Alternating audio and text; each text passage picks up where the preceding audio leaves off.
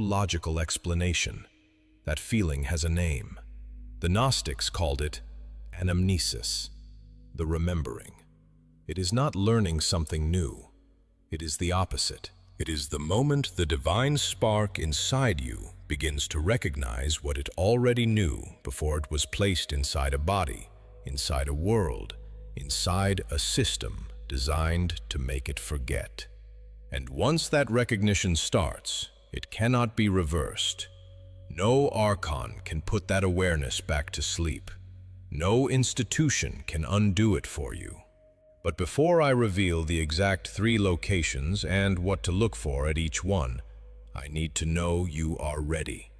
Not casually interested, ready. Because this is not entertainment.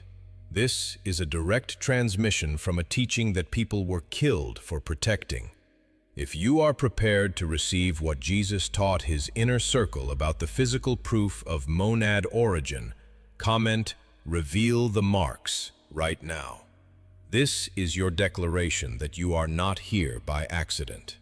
Here is the first mark, and pay close attention because the location alone will tell you something the church never wanted you to figure out. The first mark sits at the base of the skull. Right where your neck meets the back of your head, there is a small area, sometimes no wider than a fingernail, where the bone feels slightly different from the surrounding surface. In some chosen ones, it presents as a subtle ridge. In others, it feels like a shallow indentation, almost like something was pressed into the bone before it fully hardened. Reach back right now with your dominant hand and slowly run your fingers along the base of your skull from one side to the other. Do not rush. Move slowly.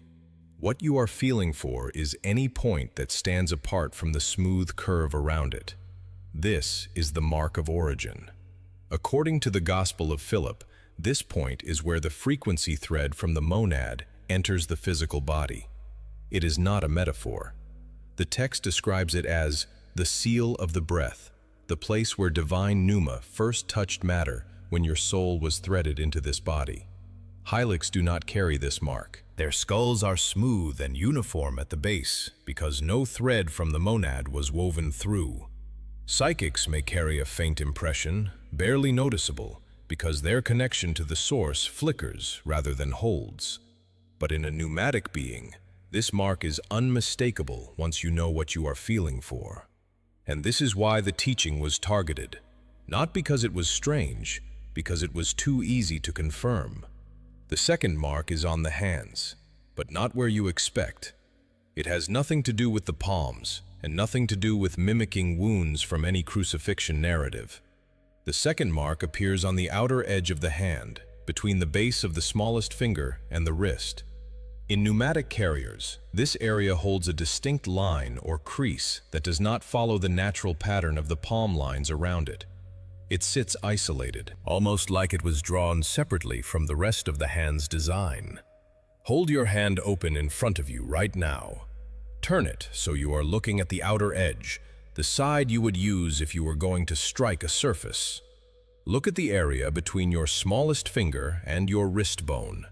If you see a clear horizontal line or a short crease that seems to exist independently from the other markings on your hand, you are looking at the mark of perception.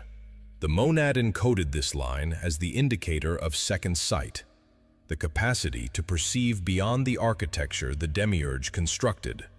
This is the reason you have always sensed that something about this world was not quite right.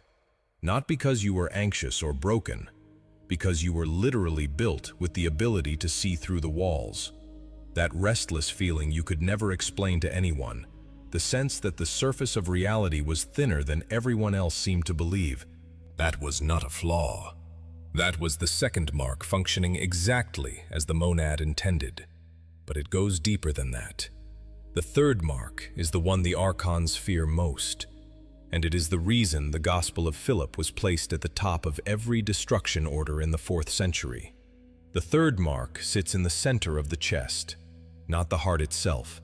Slightly above it, at the very center of the sternum, there is a point that in pneumatic beings responds to pressure with a sensation that does not match normal physical touch. Place 2 fingers there right now. Press gently but firmly into the bone.